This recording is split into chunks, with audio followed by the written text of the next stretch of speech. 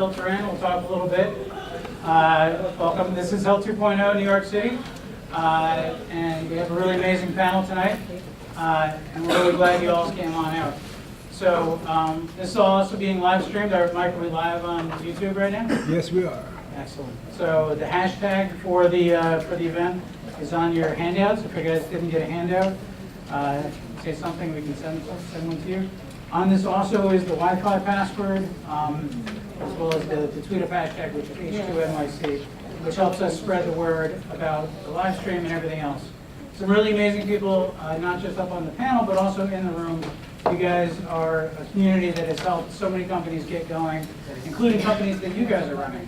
So when I see guys like Jack Barrett from Legal Health here, Howard Steinberg from D-Life, Atul Kumar, various different startups, and of course these amazing people. It's very inspiring because I remember when a lot of us were just at these events thinking of ideas and discussing them, and then amazingly starting them and then growing them. So I don't know where you are personally in the life cycle, but there's all sorts of people here who could help, not just as members of the team, but as mentors, maybe investors. So the networking time is a great part of this, but also we've got some great content too. So if we do have great content today, it's thanks to Kim Overs. So Kim is an attorney from Pfizer. She can introduce herself a little bit better. But she also curated this panel to bring all these amazing folks in here. So as you know, we're already behind schedule, but we're going to play around with things a little bit. So Kim, you want to come up and introduce your panel a little bit? And we'll also switch over to the Mac for our first presenter. We're actually doing a couple of different things here today that are technologically more difficult than we usually do. So we're having some fun with that. Thanks. So thank you, Alex. And hello, everyone. Thanks for coming. Thanks to Cohen Resnick for hosting us. We really, really appreciate this great space and the opportunity to be here. So yes, we have a great event planned for you tonight. We have a wonderful panel of speakers. And I think one of the exciting things about tonight is that we're going to get to see how augmented, virtual, and mixed reality are impacting the healthcare space from all different vantage points. So we're going to see this from the R&D perspective, medical education, clinical applications, both for the doctor and for the patient, and marketing and advertising. So I think there's a lot to see. Plus, one thing that you don't ordinarily get to do at one of our meetups is get to try out the technology. So we're going to have demos at the break, and I hope you all enjoy them. So, and one other thing, this is a panel on augmented and virtual reality, so I think it makes sense that one of our panelists is virtual. And so I'm going to start by introducing him. Kevin Halleck is the senior manager of Pfizer's Innovation Laboratory, and he is currently the modeling and visualization lead who manages Pfizer's Visualization Center. Now I'm going to turn to each of the panelists to introduce themselves briefly. Mike, do you want to start? Sure. Hi, I'm Mike Moret. I'm the founder of Confidio Labs. We are a specialized agency dedicated to immersive multimedia. We've produced a range of VR and AR, as well as now mixed media programs on behalf of the life sciences industry. We've been doing it for 4 years. Hi, I'm Osama Chowdhury. I work at NYU as a neurosurgery resident, and I'm a founder and CEO of Mediviz, which is a company seeking to advance medical visualization through holographic mixed reality. I'm Andrew McAlevey. I'm a clinical psychologist and instructor on the faculty at Weill Cornell Medical School. I work with virtual reality in a few domains, in psychotherapy for PTSD and in pain management in the burn center. Hi, I'm Tammy Rich, and I am a mom on Boston Children's Hospital's Family Advisory Council. But I'm actually here tonight as sort of the hype girl, spokesperson for my friend Melanie Perron, who runs La Fête Papillon, a social agency designed to help patients with stress and caregivers with stress and anxiety and pain. And I'll be demoing her virtual reality blitz. We can't hear back here. Yeah, So, you need to speak louder. You need to use microphone. No. Great. Now can you hear me? Yes. Sorry. My name is Tammy Rich, and I am a medical mom on Boston Children's Hospital's Family Advisory Council. But I'm actually here tonight representing sort of the spokesperson for my friend Mélanie Perron, who runs a social agency called Le Fête Papillon in France. And she has a VR product called Bliss, which I'll be demoing for you. And Bliss is designed to help patients and caregivers to manage stress, anxiety, and even pain during procedures. Hi, I'm Denise Kirk. I am a neuropsychologist by training. I'm a research scientist at Kessler Foundation and assistant professor at Rutgers, New Jersey Medical School. And I use virtual reality in application as evaluation tools and treatment in cognitive rehab to try and find different ways of evaluating patient populations and finding treatments that are better for those patient populations. I work primarily with traumatic brain injury. Thank you. And so now we're going to start things off by setting the stage a little bit. Dr. Chowdhury is going to explain to us a bit about the different types of technology in this area. And then Mike Merritt in his presentation is going to cover basically the history and the key stakeholders in this space. Thank you, Kim. Can everyone hear me? Yep. Yeah, great. All right. Welcome, everyone. Thank you for joining us this evening. Augmented reality, virtual reality, mixed reality, this is definitely one of the most exciting domains to touch healthcare. And I'm sure, as you'll see from our panel of speakers and from what I hope to present to you folks today as well, that the potential for this sort of technology in truly transforming how physicians, how patients, how every sort of healthcare provider interacts in the medical community and with each other is truly transformative. And I just want to take about 5 minutes and go over just a brief introduction of what is AR, what is VR. These terms are thrown around, in the industry left and right, and often we don't have a clear understanding of it. And that's fine, because honestly, the terms themselves are going to continue to evolve as the technology continues to evolve over the coming years. And so from here, I'm just going to go over to the next slide here. So this is Webster's Dictionary's definition of AR and VR. And it's quite long, but VR, there's a focus on creating an artificial environment through which the senses can be overtaken, essentially, by virtual media. And AR, on the other hand, the focus is on not replacing your physical reality surrounding you, but enhancing it in one way or the other. The last term that's actually a little more complicated, and I'll get to it a little bit later, is mixed reality, which in many ways, some folks think it's a merger of AR and VR, and others think it encompasses the entire spectrum. Simply put, the way I consider AR and the way I consider VR is all about immersion. The whole goal is to take you away from your sense of reality, your physical space, and bring you to a whole different experience. And AR is all about enhancement. And this kind of all started, kind of halfway through the 20th century. This is a video, actually.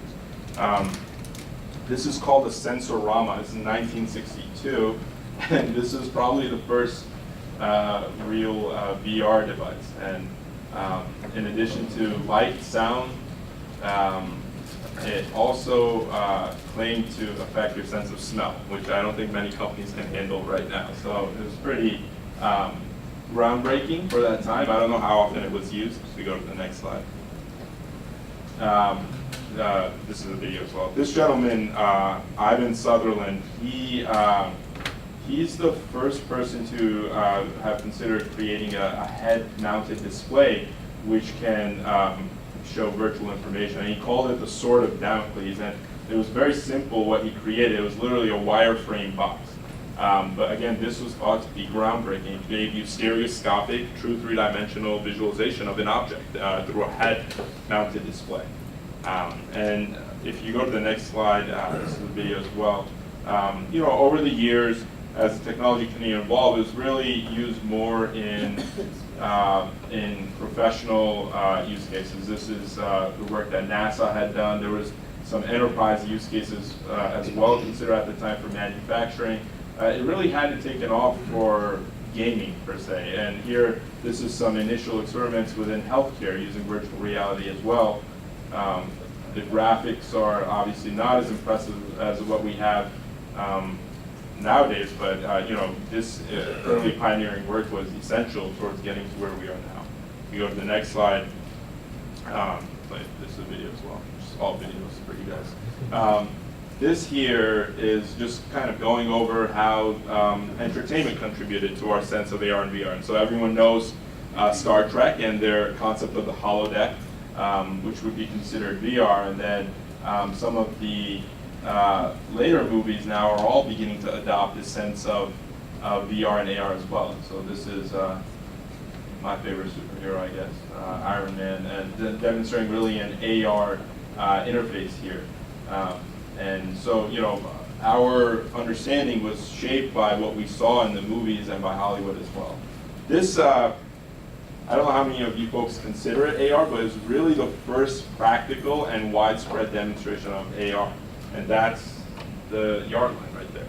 And that itself was groundbreaking when it first came out. Obviously, now you can have cameras flying all around the field and it's overlaid. But back then, that one line there was something never seen before.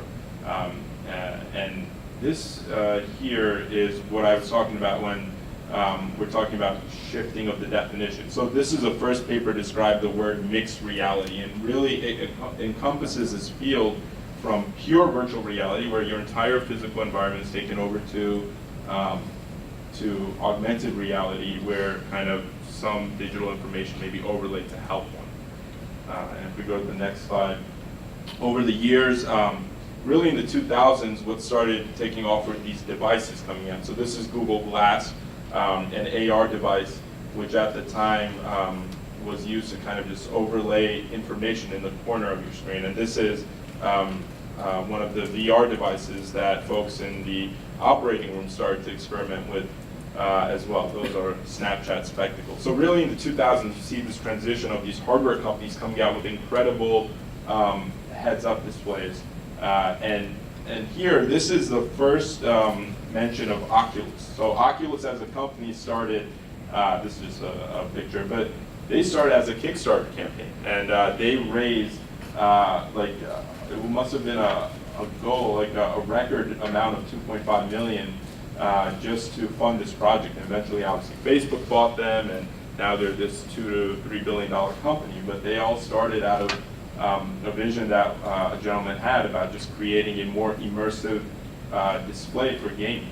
And so, if we go to the next slide, what you'll see is that really over the years now, it's gaming that has taken the lead in terms of the evolution of this technology. This is now where we are at nowadays. This is Microsoft's HoloLens. It's a device I'll speak about later as well. But we're not getting into this domain where there are these several large companies that are now working on what people consider to be the next revolution in computing. And that is this whole field of AR, VR, and mixed reality. And so in the upper right, you can see, like, the last revolution was considered to be the smartphone, and now you have these companies like Magic Leap, Meta, Microsoft, HTC, and Oculus really defining what will be the next kind of way that humans interact with computers. And so,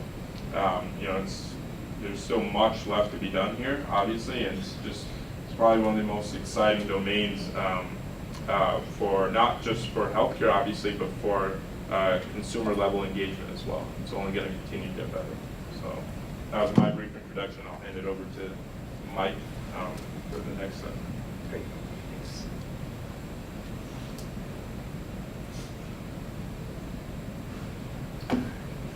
Cool. Okay, thanks. So, hi everyone. I'm Mike Moret, founder of Confidio Labs, and I was asked to present sort of a perspective from the marketer as it relates to adoption of this categorically, really for the means of optimizing things like storytelling, which is the aim from our view for most marketers across all industries. To get started, a bit about our company, we started in late 2013, early 2014, which is when really it started to get exciting from a tech perspective, as you had just heard.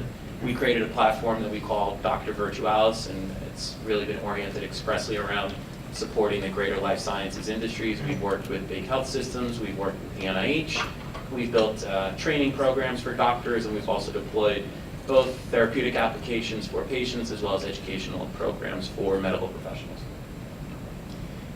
Just to give you some context, these are some examples of some of the early adopters on the pharma manufacturing side. These are all customers of ours with whom we've deployed a range of programs. So a little bit similar to what you heard, what you're seeing on the screen is our view of how VR is being defined. I like using the phrase immersive multimedia.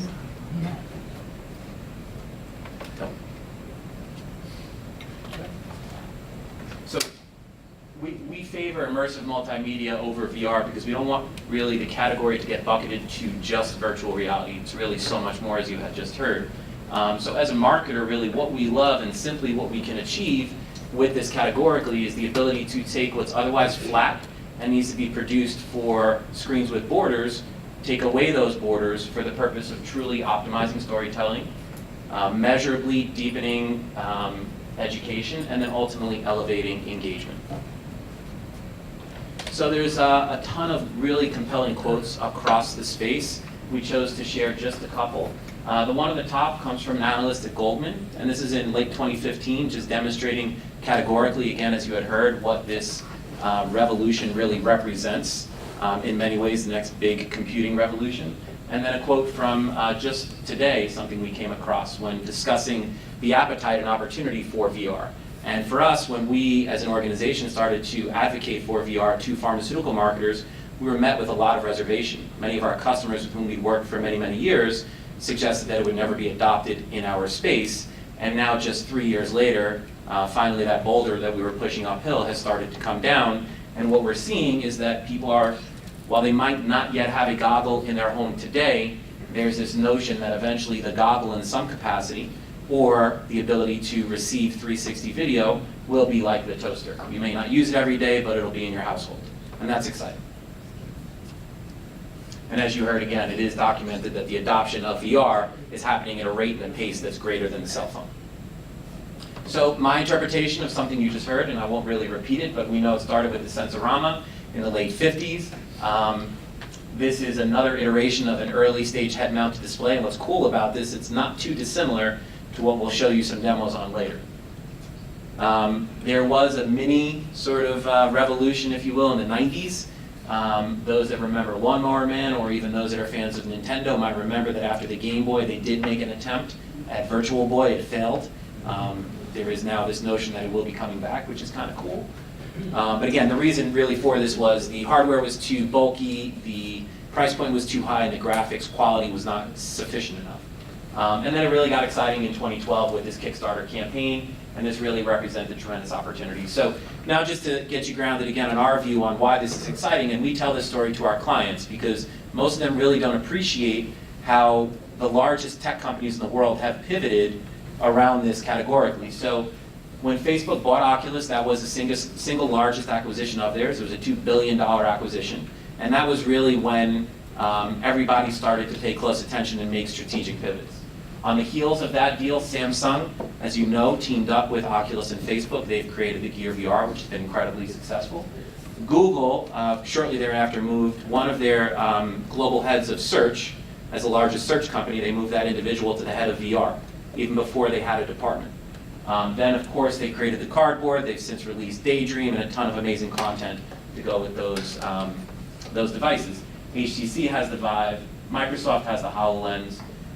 For those that watch YouTube, you might or might not know that probably about 3 to 4 months ago, YouTube now enables 360 content. So you can hit the 360 button, take that content, drop it in a goggle, or use your phone, if you're viewing it that way, sort of as a magic window into the 360 world, so long as it's been produced that way. But all the video players are getting oriented in this capacity. It's not just YouTube, it's Vimeo, and of course Facebook, of course, has 360. And then PlayStation, if you are a gamer, it's not just PlayStation anymore, it is PlayStation VR. Take yourself inside of that game. Some data and some insights you might not know, and this is just a summation from 2016. So there were nearly 2 billion total sales of hardware in VR, of which just over 6 million total headsets were shipped around the world. Here's a representation. As mentioned, Gear is really leading the pack. It's a really elegant, fabulous solution. We use it a ton. Sony PlayStation, they only launched in October, and they sold 750,000 devices in a short amount of time just before the end of the year to kind of fall in second place. You've got the Vive and the Oculus behind. Also, interestingly, and this is a good indicator for our customers on the marketing side, global search across the internet grew 4 times for VR just in the past year. And then here is a forecast for you. So 30 million units predicted to be in market by 2020. And for our industry, which is healthcare, it's going to represent a $5 billion market opportunity. So again, from our view, as a company that supports life sciences in crafting this content and building it across channels and across audiences, here is just a snapshot of programs that we've built across these areas. And these are really where we see the opportunity. So patient therapy and treatment, you're going to hear some fabulous presentations around real tremendous therapeutic applications that are in the space. Medical training, continuing medical education, sales training, think of the field reps in the space. Clinical trials, you might not know, but per the NIH, there were nearly 90 clinical trials that utilized VR in 2016. And then lastly, the area that I'm going to focus on for today is around virtual marketing, virtual visits, for which, now with the advent of portable VR, we're deploying these programs across a range of channels, which is really exciting. Okay, so just my opinion, my perspective on why VR is so compelling for a marketer. Firstly, the notion of putting your customer inside of a goggle is quite compelling. And frankly, that screen within the goggle can achieve something that no other screen in the world can claim, which is 100% express focus on the content that you're delivering. So think about that, again, as a content creator or as a marketer. This is sort of feels like the holy grail. You've got their attention because you're depriving them from all other distractions, which, again, no other screen can claim that. It's very natural nowadays to multitask and do many things while watching a show or even at work. When you're in the goggle, you can be sure that your customer is viewing your content expressly. That's powerful. Second, when we orient our storyboards for VR, we take advantage of the fact that humans are conditioned to learn through episodes. We can really exacerbate that quality through the goggle. And then lastly, VR has been dubbed the empathy engine or the empathy machine. So again, in our space, when looking to educate about a disease state, inspire some type of activity, either on the system side or better educate a physician on what a patient might be going through, for the first time ever, we can put that practitioner, as an example, in the shoes of the patient. And it's quite compelling. This all translates again to engagement, immersion, and retention. So according to doctors, this is a physician named Irving Lowe, and you can see his first quote, again, giving credibility to the category and why it would be relevant from his view. He actually joined us on a presentation not too long ago, and he shared that as a physician, he learns visually. And he just feels that this is such a natural tool for him to really better be educated and engage in the content that he needs. And then he was just published in an article where he further corroborated that from a marketing perspective, he does believe that this needs to be in the toolkit for big pharma. We'll go through some data, and there's 3 years of data here. So back in 2015 already, for me, one of the most important data points, which is retention of core content, you can see that back in 2015, from a study produced by Fierce Healthcare, content delivered in a goggle was generating an 80% retention rate versus content delivered flat through traditional media, which was in the neighborhood of 20%. Further to that, in 2016, DRG was already reporting that nearly 20% of doctors had used VR in some capacity in their practice. And then lastly, bringing it back to retention, for this year to date, data published is showing that the retention rate has driven up even higher. So we're at the 90% rate, which is significant. When we think about VR as a company, when we're scoping out opportunities and projects, the first thing that we consider is the technology platform. So just to offer you perspective and kind of give you a really simple summation, on the left you've got connected solutions. They're connected because they're literally connected by a cord to your computer. You've got the Oculus Rift and the HTC Vive. Both have different merits and values based on what would be optimal for the content that's being created. And while they deliver high fidelity and they're fabulous solutions, very elegant, they're a little bit rate limiting because they require a setup. Things for us got super exciting with the advent of portable VR, which is where your smartphone is powering the content. On the top is the cardboard, on the bottom is the gear. this opens up all the channel applications. And then when you think about content options, firstly, these are examples of reimagined medical media, if you will, content that pharma needs to produce, and they had been producing for flat screens. We're taking it, we're making it immersive. These are your mechanism of action, your mechanism of disease type programs. And this is really delivering for the doctor that promise of that fantastic voyage through the body. Further to that, we're doing a lot now and seeing a lot of opportunity across live action VR video. There's two styles there. One would be 180 degree, which really represents about 200 degree stereoscopic. This is a program we produced for a big pharma client where the goal was to enable physicians to step into the world of patients suffering from MS. In this case, we produced it as 180 on purpose because the goal was to enable the customer in the goggle to sit across from that patient in their world, and it really mattered that they paid attention to the patient, less what was happening behind them. So that's why 180 plays. If you're doing more site tours and looking to optimize really the full 360, you can achieve that as well. And then lastly, on the marketing side, our perspective of mixed, we call mixed media. And this is an example of a program, we'll run a quick clip in a second, where we filmed a live action VR piece, and then we actually, and technically, we augmented that live action VR by dropping in 3D animations. In this case, it's a character. So I'll show you what that looks like. Play on the bottom one.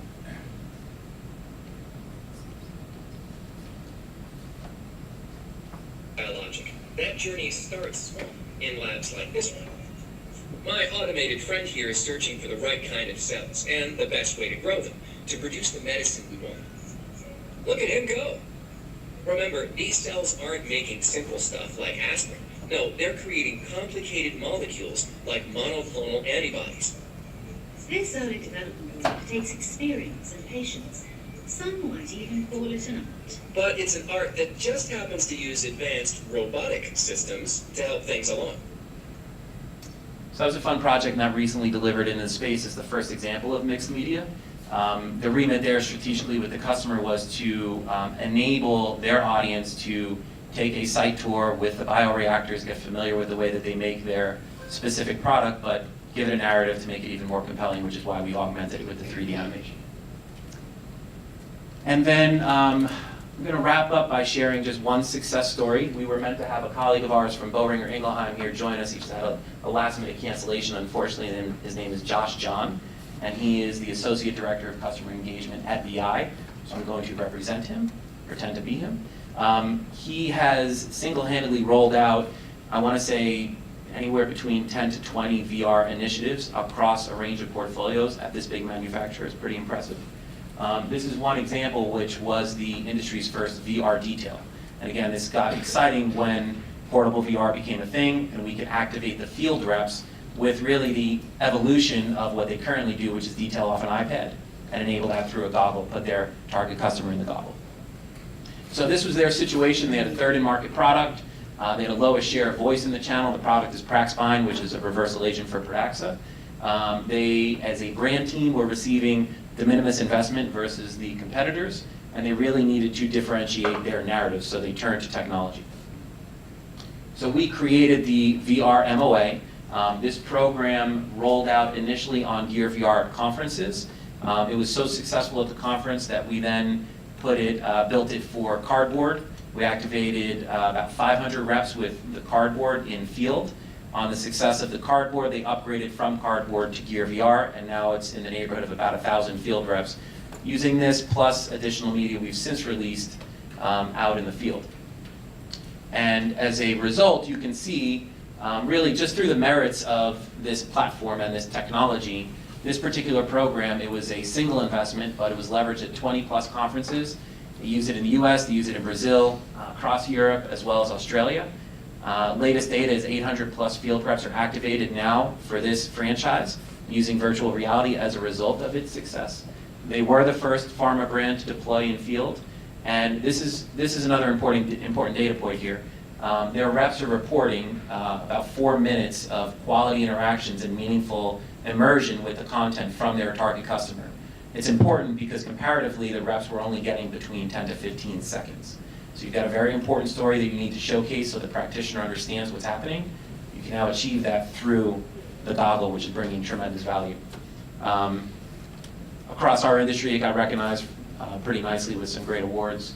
It was the best sales aid in 2016, recognized by the industry, and then also the best, for Pharma Choice, the best sales aid, most innovative tactic of 2016, and Josh himself got an elite nod from the space for rolling this and many others out. That's it. That's our perspective on the space, some examples of what we've done. My colleague Christina is here, and at the break, we've got about 6 or 7 different demos in the back across Oculus and Gear that we'd love to show you guys. Thank you.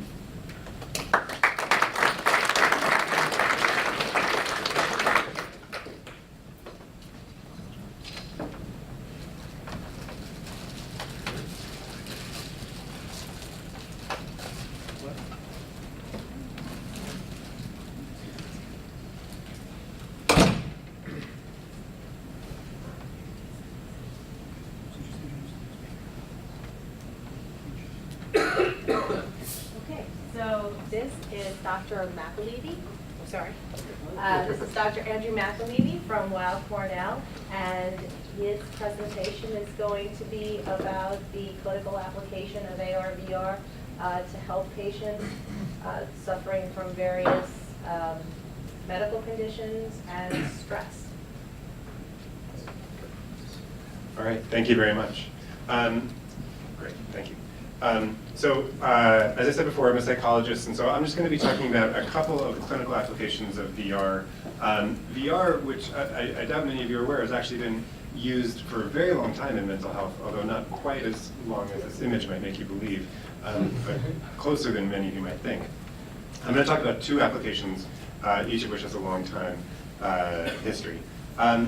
VR for exposure therapy, and before I talk about VR, I have to talk a little bit about what exposure therapy is, since probably most of you are not psychologists.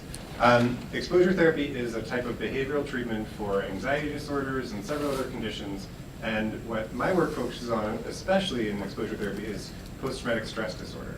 So I'm working with people who have been through a traumatic experience, something very serious in their lives, and the first-line treatment, the gold standard treatment for this type of condition is something called exposure therapy, in which you work with a patient one-on-one as a therapist, and you have that patient close their eyes and repeatedly recount the traumatic narrative of what actually happened to them. You see them once a week for about 3 or 4 months, every week repeating this same memory over and over again, each time trying to recall all of the details, visual, auditory, sensory details of what actually happened during a traumatic event.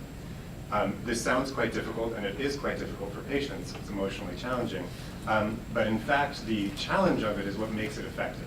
And that by repeating it in this way with a therapist there to help you, actually makes it safe enough to approach that memory and process it. Okay? And so starting quite a long time ago now, about 20 years ago now, people started to use VR to adapt this clinical intervention and make it hopefully a little bit better.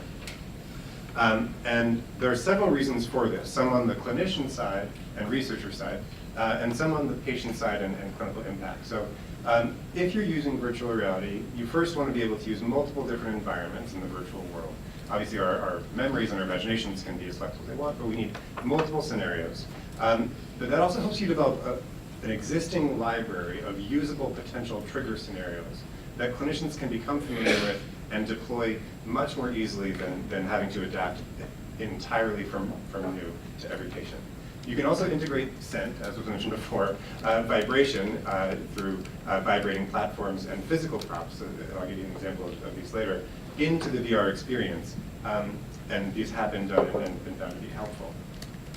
And what has been developed over the years is an easy clinician interface to actually give new clinicians, people who aren't that experienced with exposure therapy, the ability to immerse their patient into this virtual world that is immediately powerful and does not require tremendous clinical skill and expertise that can be trained using. We believe that this is effective and potentially more effective than traditional exposure therapy because it enhances emotional involvement.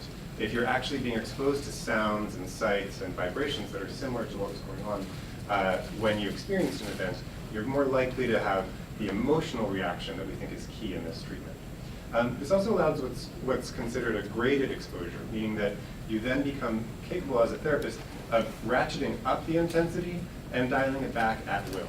so that you know how intense you're providing a stimulation, and you can protect your patient from being overstimulated, but also stimulate them enough to make it worthwhile. And we know that this actually gives patients a greater perception of control in their therapy, which is very important in this difficult treatment. Okay, so this, as I said, goes back a long way. On the upper left is Virtual Vietnam, which was developed in the 1990s down in Georgia by separate researchers. And it basically was a virtual environment that operated on a single track kind of loop, to my understanding.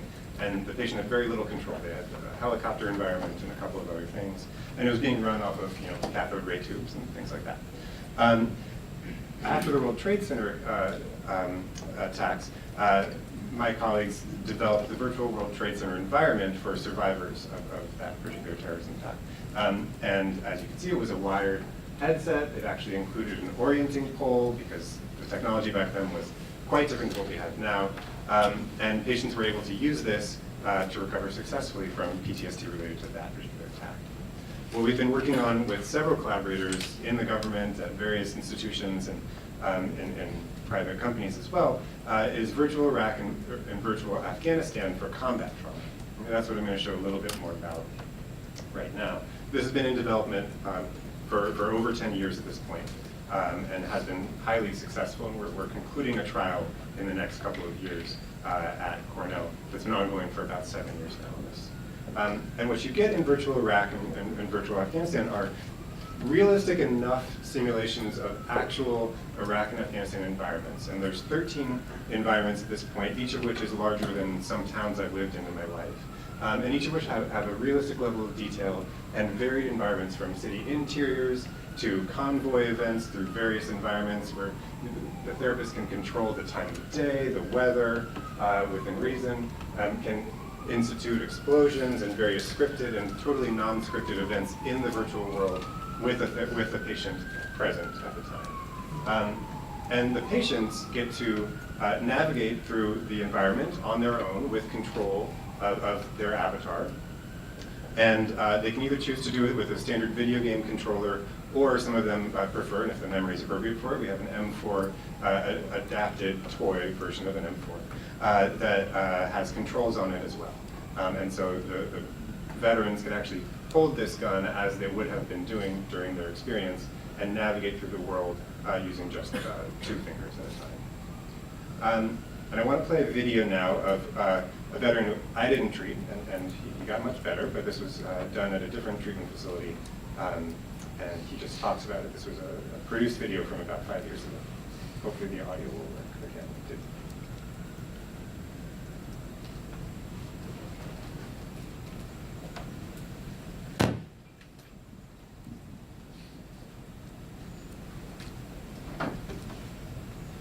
There was a couple of water trucks that were delivering water to this particular village that day.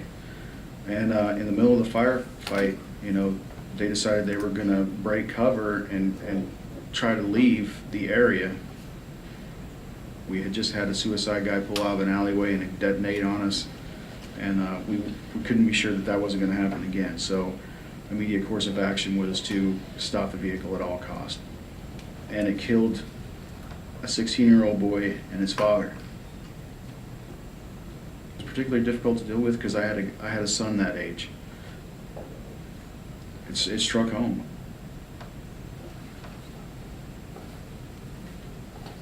I went home, and I don't really think I noticed I had a problem. But my wife would tell you I never smiled. We didn't talk as much. A good example is she sent me to the store when I first got back. And we were at Walmart, and she said, "Could you go get some toilet paper?" Sure. I meandered over to the toilet paper aisle. There was like 50 kinds of toilet paper, and I could not make a simple decision. I almost had a nervous breakdown right in Walmart. It for some reason frazzled me because it's just not the life I'm not used to. I mean, it's so simple, but it was such a hard decision to make. I talked to the division psychiatrist.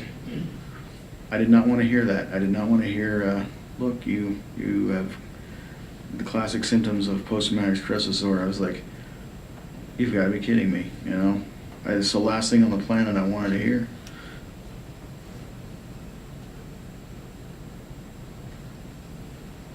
Normally sessions are 30 minutes to an hour. I would put the goggles on, put the headphones on, and I grab the controller and off we go on our patrols. You can't see this doctor, you can hear him. He would ask me, to talk about it. At intermittent intervals, they introduce explosions and gunfire.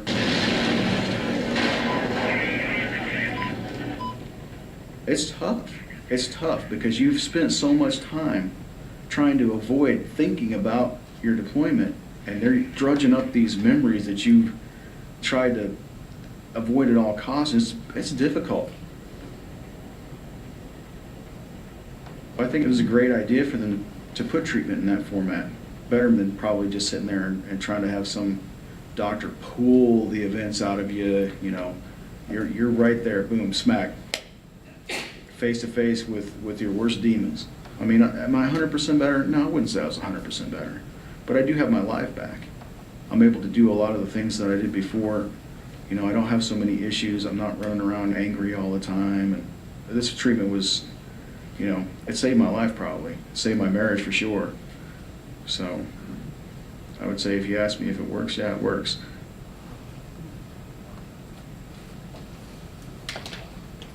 So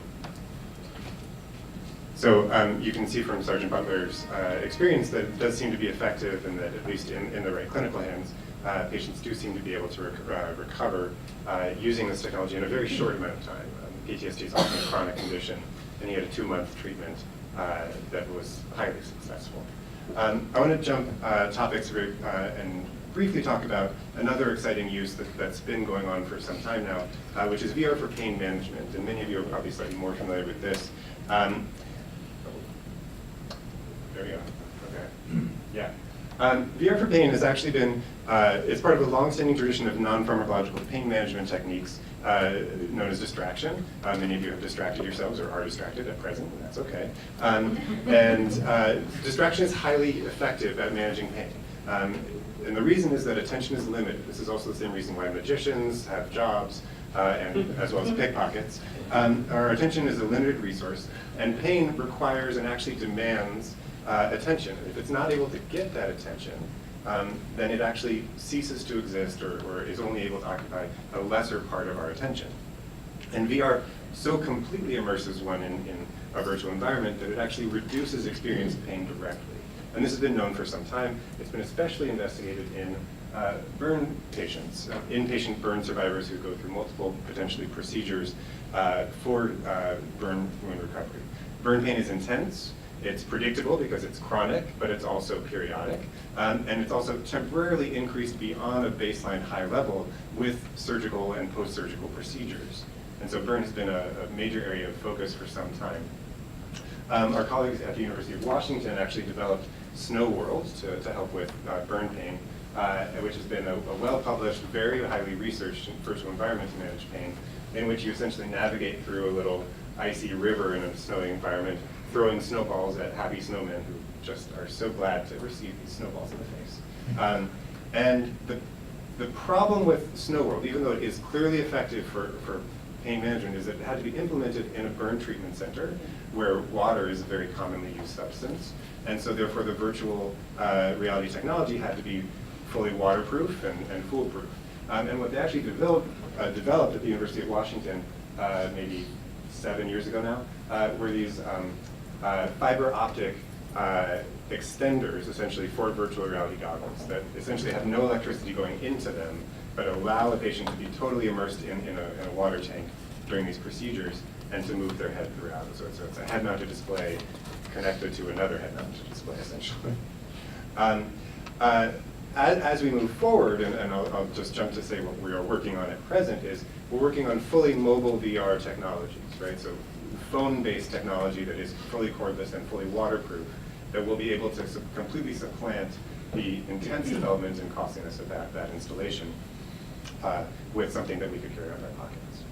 I was also asked to speak for a moment on what I think next directions and challenges are before I cede the floor. We can come back to this later, but basically mobile VR and personal VR equipment is really changing actively the capability of our patients to recover from injuries, psychological and medical.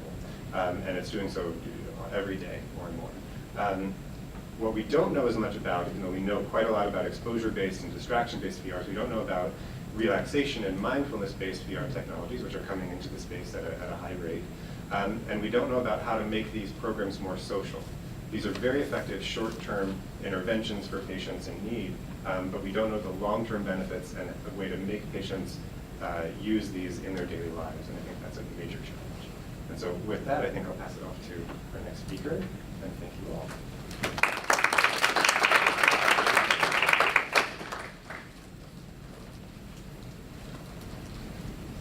Thank you for that perfect segue, which we didn't plan, to speak about pain management and stress and even PTSD.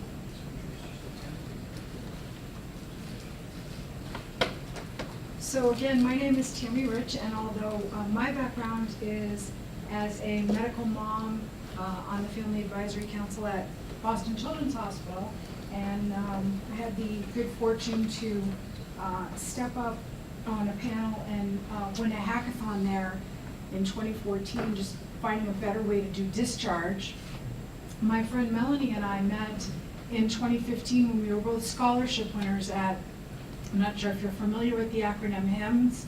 Healthcare's so crazy with acronyms, but it's the Healthcare Information Management Systems Society. And we were 5 patient advocates that won walking gallery scholarships there out of 45,000 attendees in 2015. And that's what the jackets that Alex and I and others are wearing are from the walking gallery.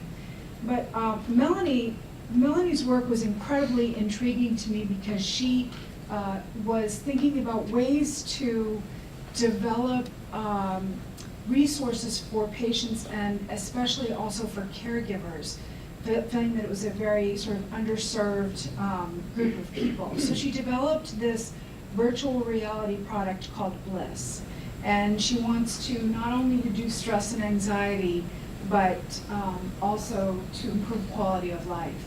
When she was young, she had a lot of different dreams in her head about what she wanted to do. Apparently in French, cataclysm means beginning, or almost like awakening, where in 2007, her partner, Nicholas, was diagnosed with leukemia. And he had to be in a sterile unit for 18 months in France. And the isolation, the friends that left them behind, the stress was just more than they could bear, and produced something that was not uncommon to me as well, being the mom of a young man born with complex heart defects, a form of PTSD that you just keep replaying over and over the bad times and the worst times, even though you're in the moment needing to be functional during these horrific times. Melanie started to do a little bit of research after she sadly lost Nicholas, and found that in France anyway, there are 12.7 million new cases of cancer each year, or I'm sorry, maybe that's globally. And then in France, it's about 365,000.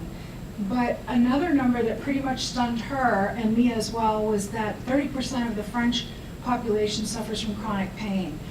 We decided to look up some information on our own with this, and we looked at the NIH Pain Consortium, and that the lower line, the bottom line is taken from that just today.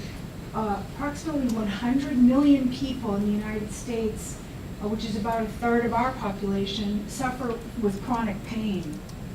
And one interesting thing about pain that you may know is that most clinicians, especially primary care healthcare practitioners, have not received much training at all in pain or pain management for their patients. And another statistic that is also pretty stunning, especially as Melanie has begun to share her product with people and talk with doctors and others about how they feel about helping patients to perhaps need less pain medication, what would that mean for them? We got into a discussion with one doctor where he was saying, well, we kind of like the patients, hate to say it, but drugged and ready to go, so we can walk in the room, do our procedure, gown, glove, and mask and go on to the next. And we were saying, but we lose a whole day or two of work. We can't eat. We have, all these different things going on. So that doctor actually reached out to us and gave us an amazing statistic. In the United States, the estimated economic impact of pain from direct medical costs to loss of productive time ranges from $560 to $635 billion each year. So we feel like this is something that needs to be addressed. When Melanie created L'Effet Papillon, which means the butterfly effect, but for her it really means the ripple effect, that one action can lead to another and can just change the quality of life for someone, especially in pain or grieving. She really viewed it as kind of a four-pronged approach. She wanted to help folks with leisure and well-being. She wanted to bring culture. Even when Nicholas would hear music, he would just be able to transport himself somewhere else. When he played video games, he was similar to what the doctor was saying, that when people can play this game, it's distracting, which is a good thing going through treatment. And also she wanted to learn more about research, but she was very intrigued by a VR application. So in 2010, she began as a student project with some various folks. And I just wanted to point out in this picture, this is the actual isolation bed that Nicholas had to be in when he got his bone marrow biopsy, his bone marrow transplant. And in France, it's just, there's no color in the room. It's just a very stark and difficult place, and he had to be there for many, many months. And so I'll just kind of jump ahead quickly so that I can get to some of the other points.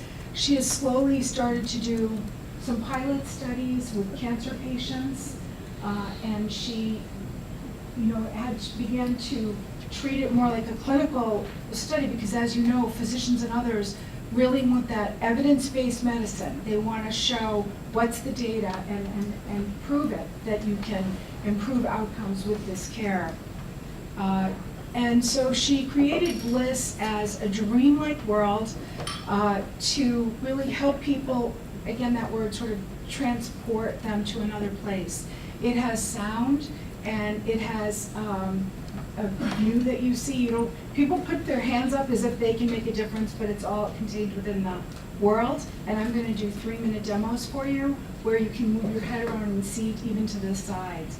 But she began to work with some patients in particular and looked at patients with bone marrow punctures, and has a video up on her site, which I'll be able to share with you, that you can watch yourself, where this patient had 5 milligrams, and on her 5th one she got to use Bliss for the procedure. She needed no pain medication. She experienced no pain at all, which was pretty remarkable.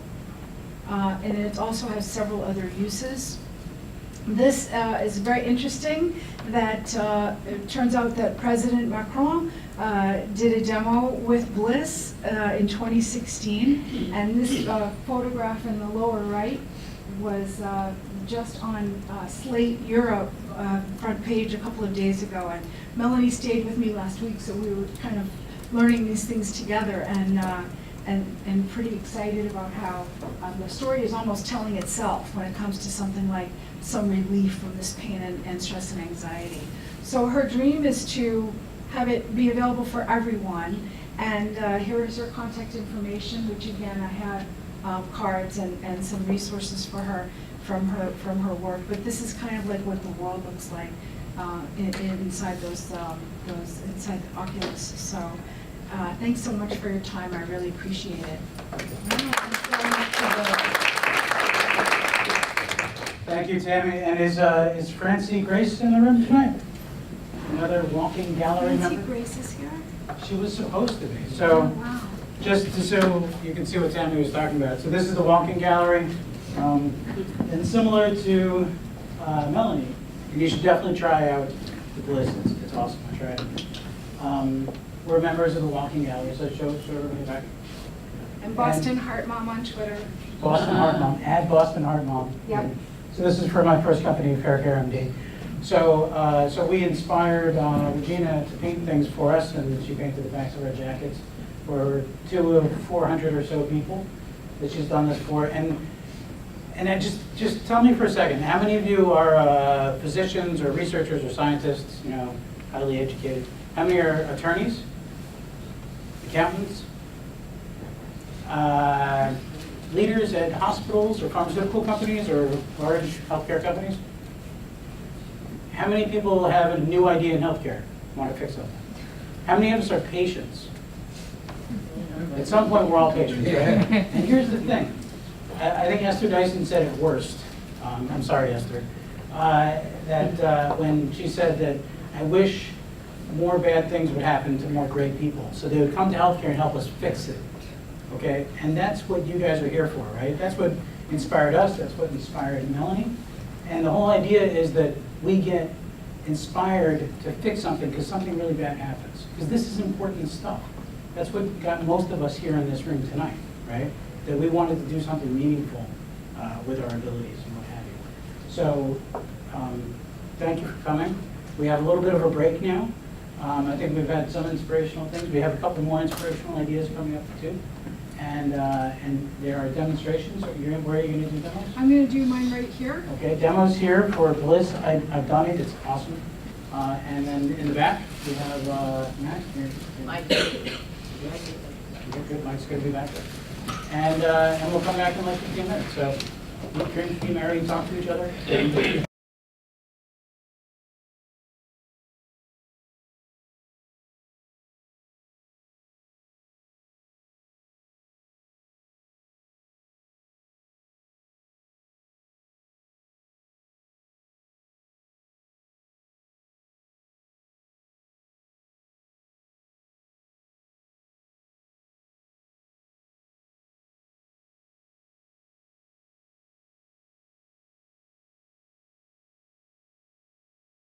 You can have a bit of fun in there. So look and lean in order to activate them, try to find them. So that's a good segue too, because I want to thank the owners of this beautiful venue who have let us use it graciously for the first time. We used to do events back at your old place. Yep. Down on 20, was it 12? 12 Avenue of Americas, yeah? Yes, we did it twice or 2 or 3 times. Those are great events too. But this is even bigger, even better. And I just want to thank Ravi, Raghu Nathan, Raghunathan. Come on up here and tell us a little bit about what Cohn Resnick is. Did anybody know what Cohn Resnick is? You think they're lawyers? Anybody think they're lawyers? Doctors? Indian chiefs? Well, Ravi's going to tell you what they actually are. Thanks, Alex. I know everybody needs lawyer when you are starting up the company, so everybody will know the lawyers. That's right. I know everybody will know the attorneys because you need them to set up your company and then take care of everything else. Cohn Resnick is a tax, accounting and advisory firm. We work with companies throughout their life cycle. Like a lot of the startup, where they need us is in terms of which company you should set up. It should be a C Corp or an S Corp or LLC based upon what is your long-term plan. That's where that's when I think we first enter into consulting with the firms. And then as they are growing up, and then the discussion about where they want to keep their IP in the US or outside the US, depending upon what the market for their product is. And as they are growing, where they need some VC funding and other stuff.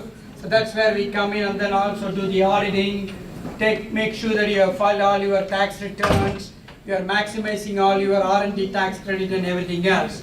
Predominantly I would say it's a one-stop shop where you are going to get your compliance side, but also going to get your advisory side. We also do sort of a mentoring for a lot of the startup companies too.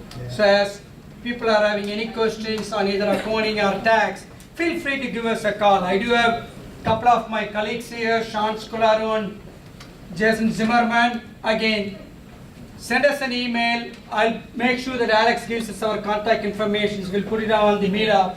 So if you guys are having any questions, feel free to send us an email. We'll be happy to help you out. I don't want it to take any more time. I know we got panelist has been giving us a lot of good information how VR and AR is shaping up the healthcare. Alex, thank you. Thank you, Robbie. Let's get a big round of applause for Cohen Resnick. We're very fortunate to have some great sponsors, PricewaterhouseCoopers, and DataArt, and Amazon, and Epion Health, and the American Medical Association. So it's been a long time, but we've really got a great group of folks behind us. So I'm going to play you one little video, and then we're going to get on to Dr. Karsh. This is from Pfizer.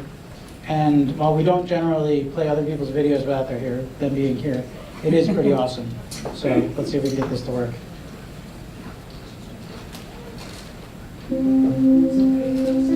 For scientists, we have to look at a lot of information. And you can think about it as a scientist has an enormous landscape around them, which is filled with information, and they have to identify the critical information that they need in order to move forward. So a way to think about it is if you walk outside and it's very foggy. Virtual reality, what it does is it removes the fog. My name is Kevin Halleck. I'm a physical chemist and biophysicist by training. My role at Pfizer has to do with computational modeling and data visualization. The VizCube was built by VizBox.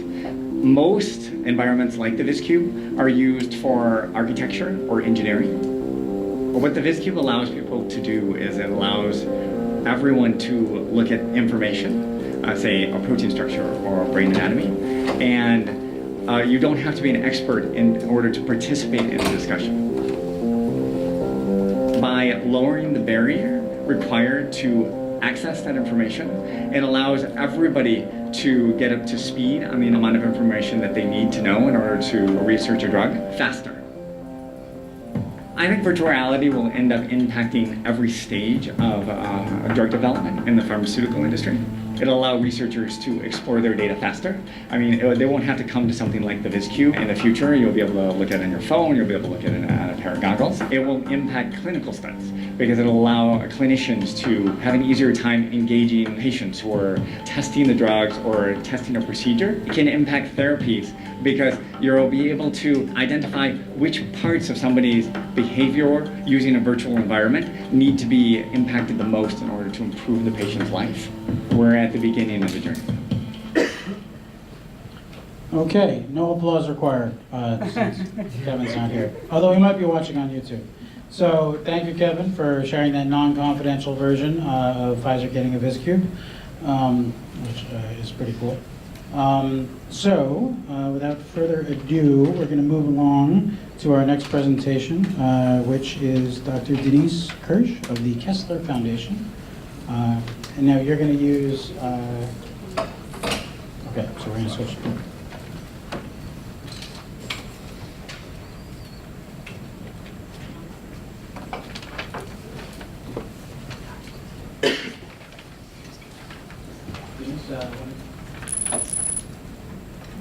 Introduce yourself.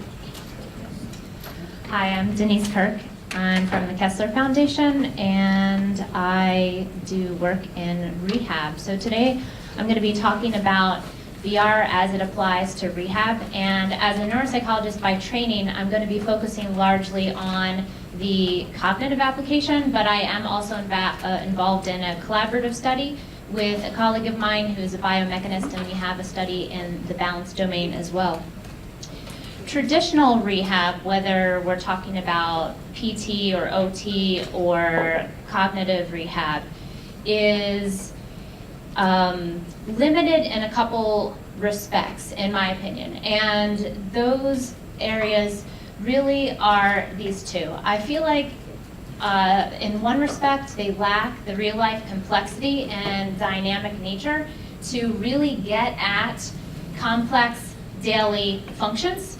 And with respect to cognition, this prevents us from being able to test an individual and see what their performance looks like in daily life. So for example, if you're evaluating them on a paper and pencil test in a quiet room with no distractions, that's not much like real life. So a lot of times we can miss impairments, we fail to document the difference between patient populations and healthy individuals because of this. With respect to treatments, it really prevents us from being able to get at those complex functions. For example, multitasking, which I'll be talking about a little bit later, requires you to be doing a couple of things at once. We really don't have great ways to get at some of those more complex, higher level functions of the brain. Using VR within rehab allows us to capitalize on the benefits of that technology. And the first thing is that it allows you to create greater ecological validity. And that's a very popular buzz phrase, which basically means doing the things that you do in your daily life. And I don't mean specifically like if you are having difficulty doing the laundry and talking on the phone at the same time, you would create a virtual environment where you're doing the laundry and talking on the phone, but rather you would create a virtual environment that would challenge you to use that multitasking skill, but maybe in a more fun virtual environment.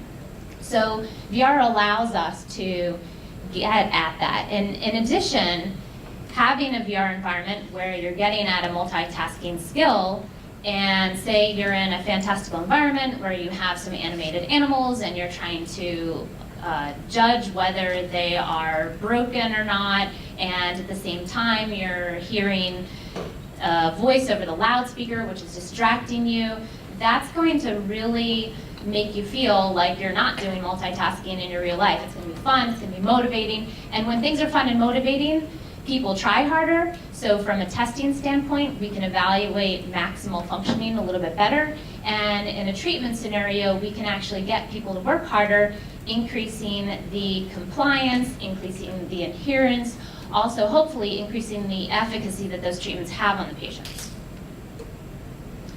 Some of the core principles we have used in our studies in the applications that we've used to date are really involvement of the key stakeholders from the very beginning. So by key stakeholders for my domain, that would include clinicians because they're going to be using the software, and it would include the patients who will be undergoing the evaluation or the treatment. And when the software is developed, we involve them from the very beginning. We get their opinion. We have a prototype of the software. They go through it. They give us feedback. We revise the software. We give it back to the patients. They go through it. And we do this over and over and over and over again until we have a final product. And we can be assured from that approach, this iterative, very flexible cycle, that the finished product is going to really achieve the best that it can once it reaches the commercial market. So I wanted to highlight a couple of these. The finished product is going to really achieve the best. I wanted to, I'm hearing a bit of an echo.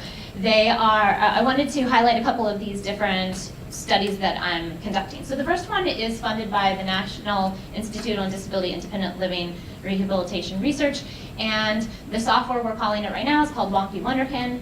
Wonderkin Wonderworks. Wonky Wonderkin is actually one of the treatment modules. And this is an attention treatment, and it targets what we call task switching. So that's engaging in a task, someone interrupts you from that task, and you have to switch to something else, and then you have to go back to the original task. And then multitasking or divided attention, where you're literally doing two things at the same time. Some of those things can include you're calling your health insurance company and speaking to them about a charge, and you're cooking dinner. Those things are multitasking, are things all of us do all the time, and particularly after brain injury, they're very, very challenging for individuals, and that has critical impact on patient populations because those sorts of multitasking skills and task switching skills are really what can impede someone from getting back into the community, getting back into gainful employment. So Wonderkin Wonderworks uses a traditional computer interface, so a mouse, a touch screen, or a tablet. And we have 8 modules in the treatment. We actually just completed development this week. It's been 3 years in the making. And what these screenshots really highlight is you can see where there's some tasks there, like real life. You have a kitchen here, so you're going to be toasting bread and making coffee at the same time. You have a desk scenario. You have a printer, a photocopier, and those tasks are nice because they mimic things you might experience in real life, but then we also have some different tasks which are more game-like, where you're dealing with some animated animals and they're jumping up and down and they're kind of distracting you and they're fun. There's a couple of these tasks that they seem rather silly, but they are very, very hard. And so these tasks range in level of difficulties for people who have very impaired cognitive function, and they can play these. They cannot be frustrated. They can be challenged at a level that's appropriate to them, and then they can also be very, very challenging. So people that are high functioning can use them, and they can still be very, very challenged and try and rehabilitate an area of weakness for them. So based on a little bit of technical difficulty with the presentation, I'm actually going to show my videos afterwards. Actually, is this one? This is one.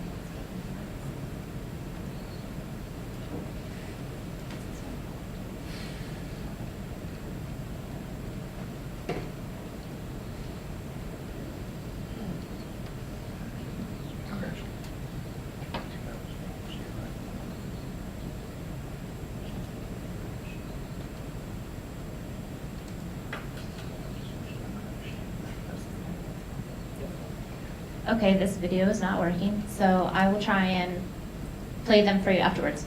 So I'll just set the scene for you for these. This particular task is at a printer, and the person has to watch for printouts coming out of the left side. They have to be sorted according to what printout comes out up to these various cubbies up top. And out the right side comes some faxes. Now, why this is can get very complicated, we have full control over the speed of this, so it can be as simple or as complicated. But if you're ramping up the level of difficulty, if too many printouts come out of the left side, they can actually fall into the shredder machine here. And this guy is kind of hanging around looking for his fax to show up, and you actually are waiting for confidential faxes to come out. So you have to be quick about grabbing the faxes and seeing them before he does. And if they're not for you, then you can give them to him. But there's kind of a time pressure, so it really requires you to be focusing on both at the same time. And to add a level of complication, which is what is great about VR environment, is you can add distractions. So when the fax comes out, do you guys remember that really, really terrible old fax sound? It's incessant. So if you are doing really well, all of a sudden the adaptive difficulty kicks in, the fax machine sound starts getting worse. The character over here on the right, his name is Raymond, he starts chatting up to you and distracting you, and it gets very difficult very fast. The next video, which is also not working, is of a person at a desk. And the goal of this particular task is that an email comes in to your primary computer. You are to determine whether you are going to delete it, it's not a target item, or whether you need it. If it's an order, you send the order from here to your tablet. And the tablet then shows a portfolio of these animated animals, the Wonderkin, and you're supposed to go through and select which Wonderkin you need from the portfolio. At the same time, the character we saw in the last frame, Raymond, is coming by constantly with a box, a very, very heavy box. And you must drop everything you're doing and switch from what you're doing, tend to him, and then go back to the primary task. So these are just two examples of how we can create these complex environments. They are gamified a little bit, but they're very much mimic real life skills that we all use. Now I want to segue very briefly into the balance treatment. So Island Quest is a balance treatment, and we use a Kinect-based system for this. This is also non-immersive. An infrared picks up the individual in the room and projects their avatar onto the screen. And using this technology, what we have created is a manualized treatment that targets 7 different domains. And within those domains, there are a number of different tasks, again, increasing in level of difficulty from easier to more difficult, so people with varied levels of impairment can use this software. And they occur on various parts of an island. So we see over here, the person is standing up and down in a box. We see someone over here walking and physically stepping over obstacles. And there's one task in particular, I'm hoping the video works, it's called fruit toss. And the whole goal of each of these different areas that are being targeted is to challenge someone's balance system. And some of them, in particular fruit toss, is the idea to get them off their center of balance. So they're challenging their balance system.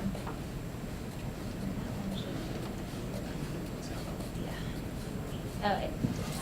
So right here, here's a patient who has sustained a brain injury and he has impairment in balance. And this is a sit to stand task used in PT. And he is reaching down to pick up a fruit, and then he has to reach back up to pick a fruit.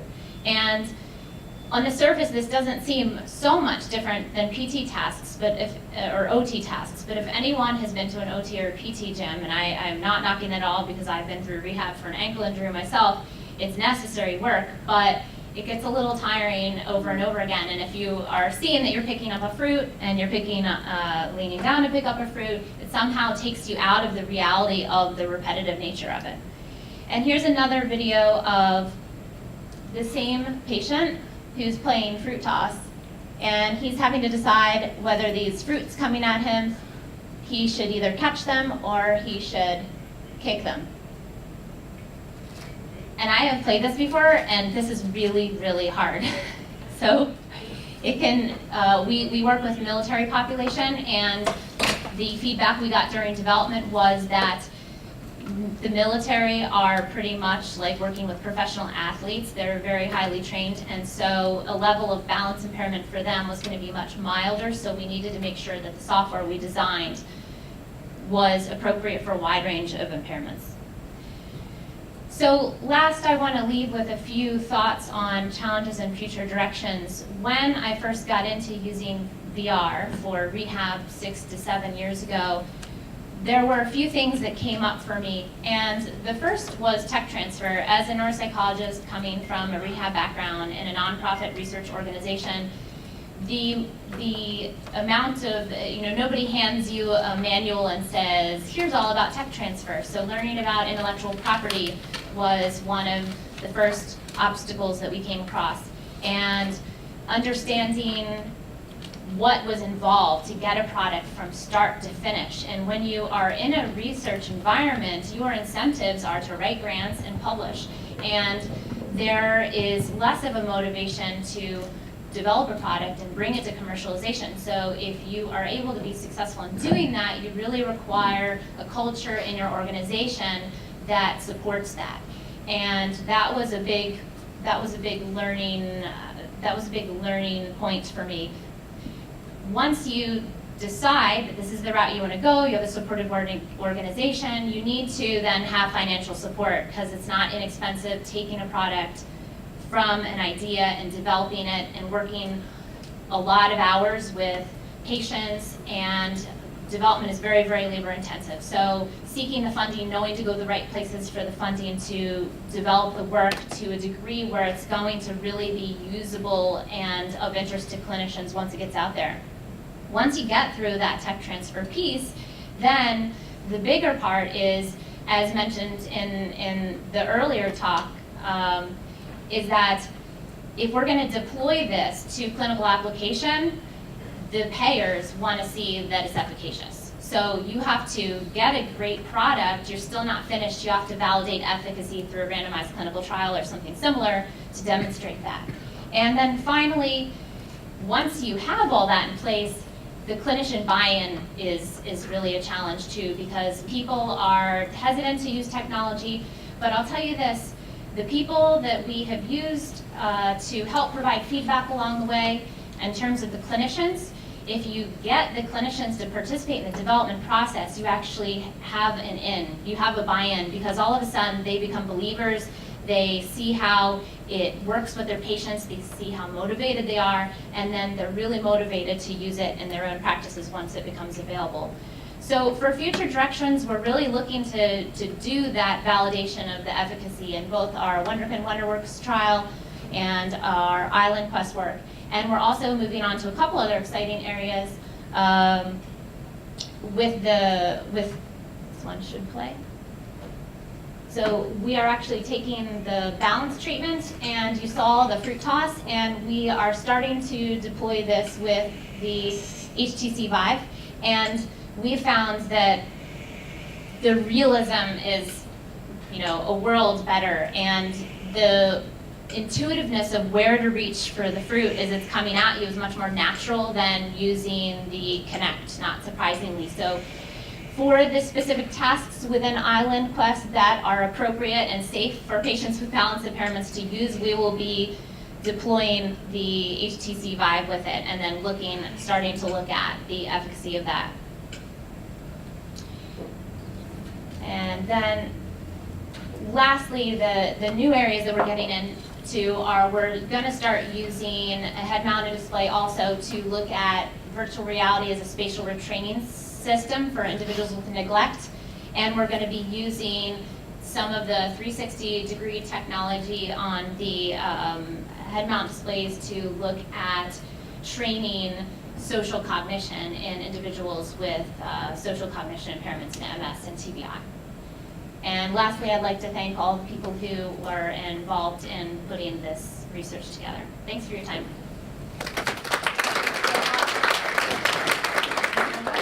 Excellent presentation. Great. So now we are going to move on to our last presentation. Dr. Chowdhury is going to come. Are you all set here? Yes, I'll be going off the mics. Okay. Yeah, thank you. Okay. Wow, that was an incredible presentation, Denise. And I'm actually an alumni from Rutgers, Oh, nice. New Jersey Medical School. So proud to see the great work that they're doing there. So I think most of almost everything that we've spoken about so far tonight is focused on virtual reality. And this goes back to kind of that, the definitions I was speaking about, how virtual reality is all about immersion. So a lot of the therapies associated with pain, with PTSD and other, and marketing, for example, as well, you want the user's attention to be focused on what you're presenting to them and be distracted from their physical environment.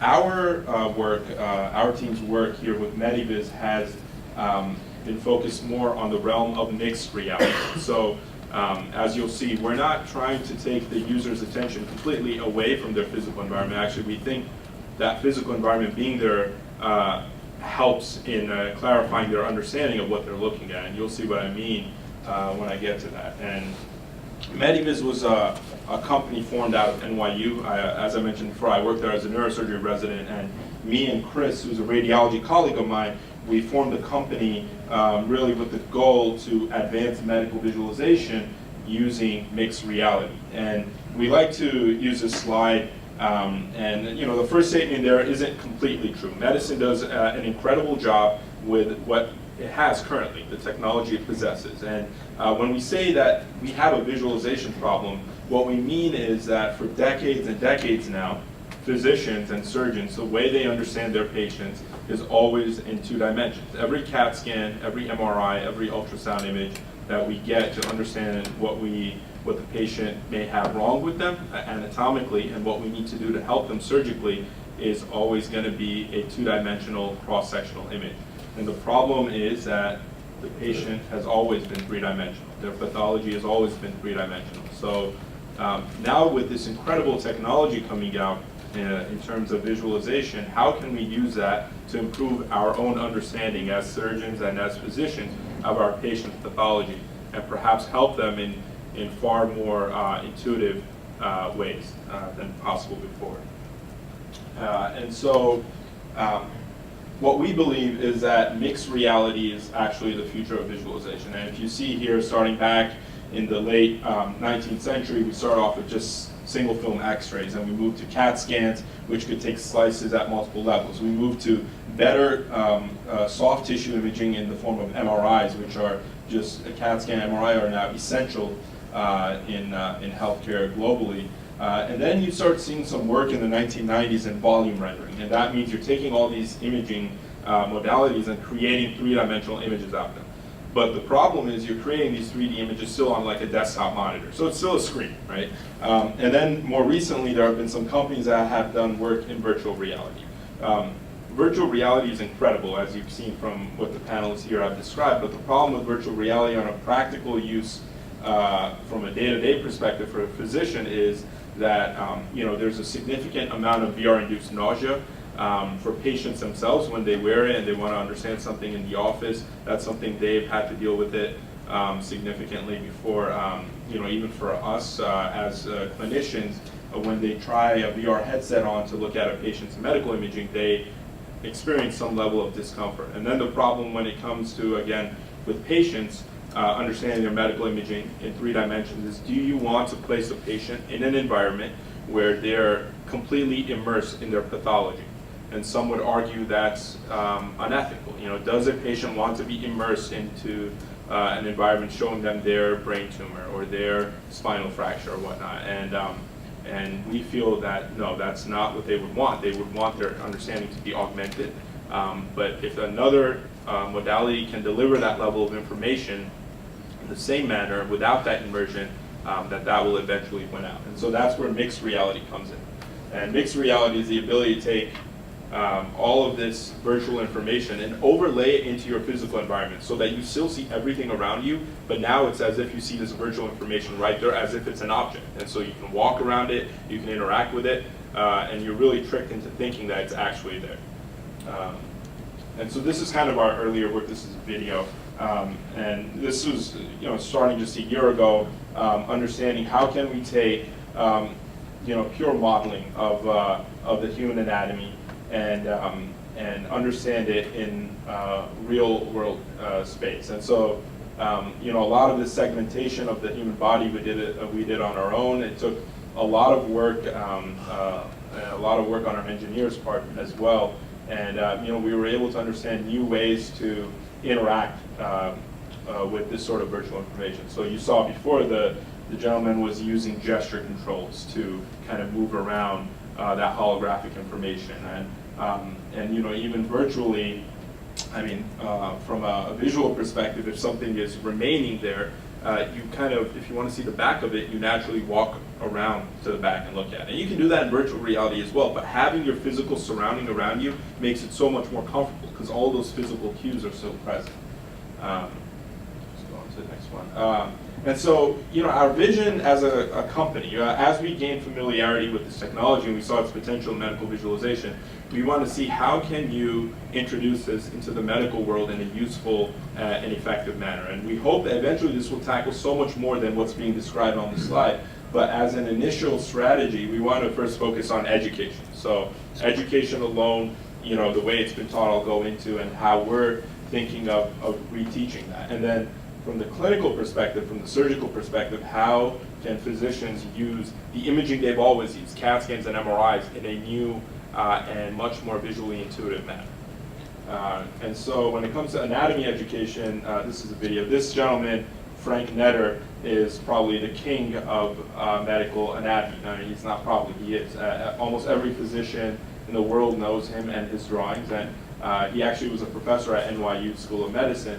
And his atlas of medical anatomy has been really the gold standard for learning anatomy both in medical school and nursing schools and PT, OT schools as well. Next slide. And the way we learn hasn't changed. Now, sorry for this photo for some people who aren't a fan of cadaver images, but but here, this is the traditional way most medical students learn gross anatomy now.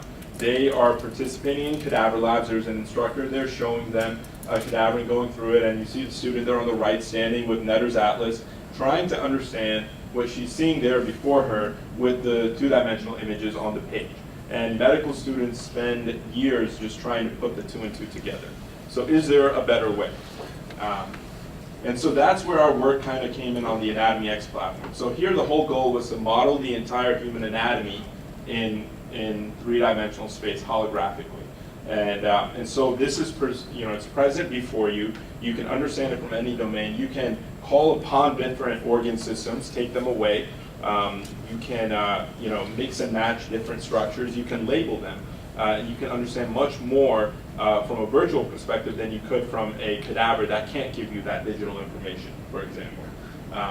And the great thing about this technology is that it's not just one person experiencing it. We're working here, this is specifically with Microsoft and their HoloLens technology, and they're a partner of ours. But if multiple people are wearing the HoloLens, for example, they can see the same holographic visualization in the same space, physically. And so that kind of Socratic method of teaching that we're used to in medical school is still preserved. We're not replacing that. The role of the physician educator is still there, but it can be enhanced with this virtual information. And so, that was a kind of a brief demonstration of just how we wanted to reshape anatomy education. And now, the other aspect that we wanted to tackle, me being a resident and operating on a daily basis, was how can we use this to rethink how we approach surgical imaging. And so I love to show this image because it kind of demonstrates a problem that medicine has been stuck in. And on the left there, that is the first CAT scan image ever taken. It was by Dr. Hounsfeld in England, 1971. It was a young lady. She was in her 40s. She had a right frontal brain tumor. And if you look, it's been almost half a century now. And while the resolution of the CAT scan has improved, we're still dealing with grayscale imaging that's presented in cross-sectional formats. And so that paradigm has not changed. The other thing that's interesting is, I don't know if you guys know it or not, but actually in the image on the left and the right, the left side, notice I said right frontal tumor, this part here, you guys are saying, well, this is her left side. Well, since the CAT scan first came out, we've always considered left to be right and right to be left. And for many folks, that doesn't even make sense, but that's been the standard for decades now. And if you look in every operating room in this country and globally, you'll always see that two-dimensional image somewhere on the wall. Here you can catch it in the upper right-hand corner. And as physicians prepare and surgeons prepare for a case, that's what they're reviewing for the patient. And so we wanted to see if there was a better way to now take all this CAT scan, MRI imaging, literally stack it and reconstruct it in three-dimensional space so that now you're understanding the patient as if they're actually there before you. We can help the patient understand their own pathology better. It could help the surgeon prepare for their case better so that they don't have to do these mental tricks and they're using kind of their mind's eye to understand this cross-sectional imaging in 3D space. And so we call this the RenderX project. And so this is a CAT scan of a patient rendered holographically. And so you'll see as the user walks through it, it cuts right through it. And that is all the CAT scan information now collected and rendered in holographic space. And this took a lot of work from our perspective. This is, again, just demonstrating kind of the gesture controls. This is a CTA, which is a specific scan that shows you the blood vessels present within the brain. And so I didn't want to take up too much time. Obviously, I'm the last person speaking. All you guys are tired. But this is just the beginning of, I think, what will be an incredible journey in using this sort of technology to improve medical visualization overall. And while we're working with Microsoft right now, there's plenty of other companies doing work in this space as well. Magically, Google, Apple, and all of them are going to be coming out with visualization technology, which will just get better and better. And honestly, I see in 5 to 10 years a future where this stuff is going to become essential in hospitals, not just in the US, but throughout the world, because the amount of information it gives you visuospatially is so powerful that it can really help patients when it comes to us being safer as physicians and helping them understand their own pathology as well. Thank you. Thank you so much to all our panelists. I really think this has been just an amazing demonstration of such diverse application of this technology with such amazing, powerful results. So we are definitely running a little bit late, but I still want to have everybody have a chance to ask some questions. So while you're formulating your questions, I'll just kick it off with one. So we've talked a lot about data visualization in the course of all of this. Can any of you comment on whether the data that will be generated by the use of AR and VR technologies will itself be used? Sure. I can talk. We do a bit of that. So this is this is software at the end of the day, so with regards to a lot of the programs that we deploy, we're able to understand the content that's engaged. If there's a free-form experience where we enable the customer to navigate, we can heat map it, if you will. So we'll see the content they engaged, the content they omitted. We are integrating in surveys, Q&A, et cetera. So all the traditional data capture are certainly applicable in VR. It's real time, again, as it always would be, because it is software. And Dr. I think the information you gather from a VR system is light years ahead of the information you gather from typical clinical practice. For precisely that same reason, is that every interaction can be captured, and that capture is immensely useful. So I myself have done a project looking at data used from a different VR exposure therapy technique that basically demonstrated the mechanism of action on a behavioral level that we expect is present during exposure therapy, but hadn't been demonstrated in PTSD exposure previously. And that's simply because the VR system records every interaction that therapists make, and I won't bore you with the details, but it wouldn't be possible without that data capture. Great. So let's do 107 comments. I would just say I would agree with the amount of data that's coming out of these pieces of software are immense, and probably more data than we can ever analyze in a lifetime. So any statisticians in the room that want to collaborate, we're always looking for people to help analyze the data. But that, one of the things we use our user testing suite for is to not just evaluate and record what the patient is, how they're engaging with the touch screen, for example, and they're engaging with touching a stimulus in the environment, but we can also evaluate, we can also video the interaction, so we can think about when they're going to think about making a movement, and from there we can help really fine tune, we can help to, it helps us to understand what type of process they're going through. Even if the keystroke isn't recorded, we can still evaluate other qualitative data and other data from the user testing suite that helps us understand what types of challenges and areas maybe where they're having difficulty, where a keystroke isn't logged, but they're maybe hovering in front of the screen. So there's a lot of possibilities with the data that come out of the software. Thank you. So why don't we go to the audience for a question? We have a question back here, Ken. Hi, my name is Steve Schmerl. I'm a consultant. I was wondering, so in the context of VR, obviously there are very, very exciting applications in the context of healthcare, but it's also a space that's been explored for more leisure video games. And I was wondering, particularly in the context of exposure therapy and for the Iraq-Afghanistan project, kind of the interactions between these VR technologies that are being developed and Call of Duty, and particularly in the context of that social aspect and taking it home, kind of. I was hoping you guys could speak a little bit about kind of those interplays. Thanks, Lynn. It's a great question, and I'm going to assume it's directed at me. So one of the things that we can say right now is that we think this technology will be especially useful for today's generation and going forward, because they're so used to interacting with video games and 3D virtual environments to begin with. There's a lot going on in exposure therapy that is very different from the mindset and the typical role-playing that happens in a first-person shooter game. And I was speaking with somebody during the break, and one of the things I feel very strongly is that once you're in an immersive virtual environment, the mindset of wanting to shoot someone is not something that even trained killers would likely express.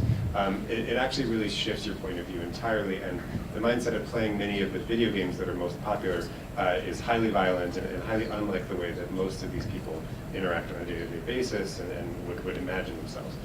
So once those types of virtual games become popular, where there is heightened violence, I think it will be very interesting sociologically and for numerous reasons how people respond.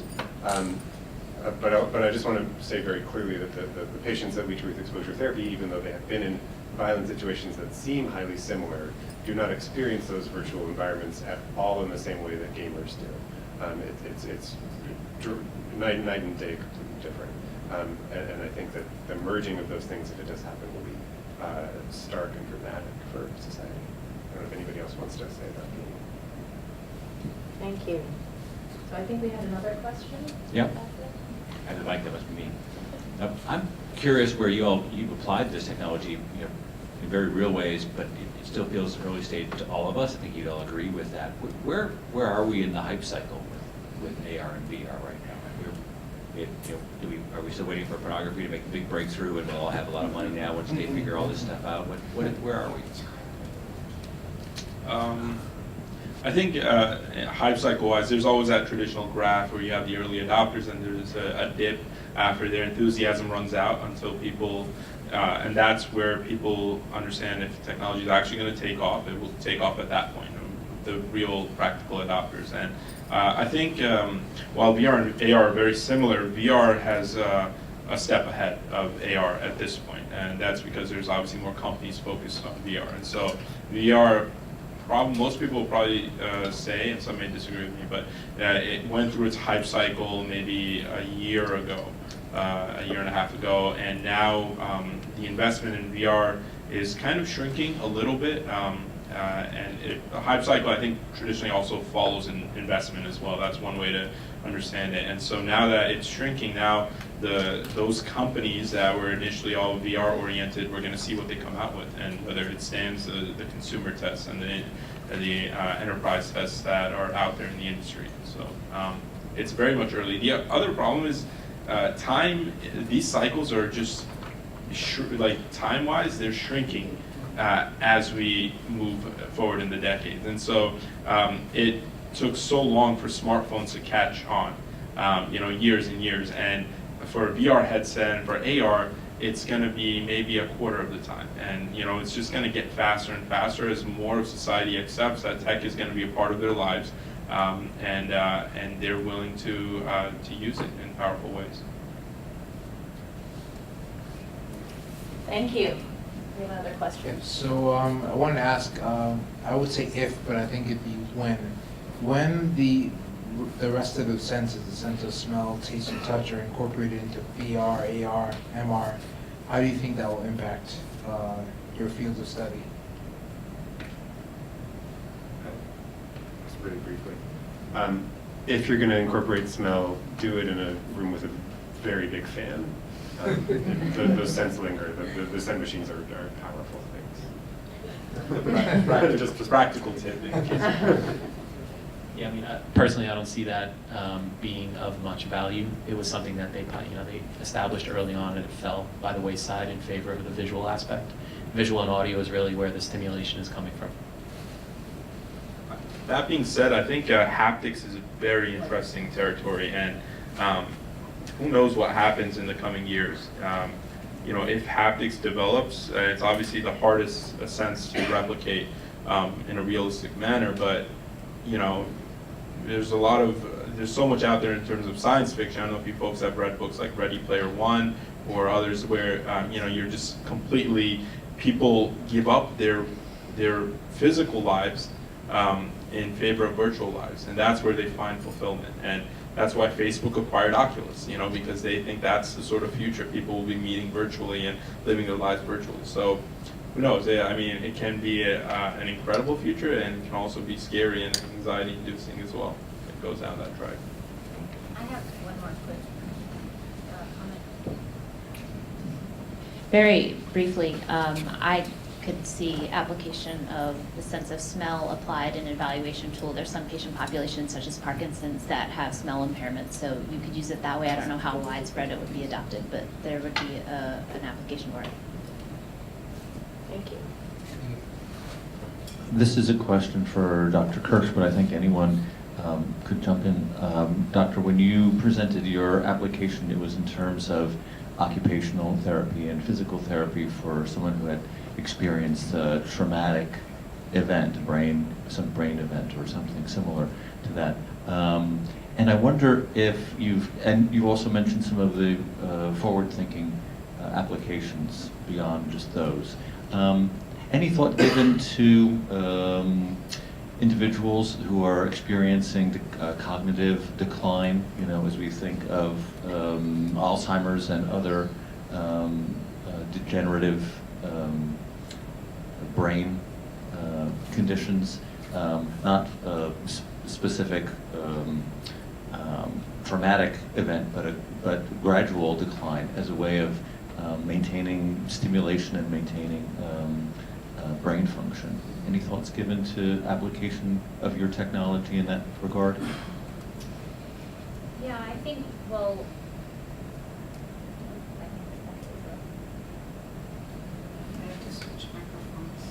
perhaps I'll just talk louder.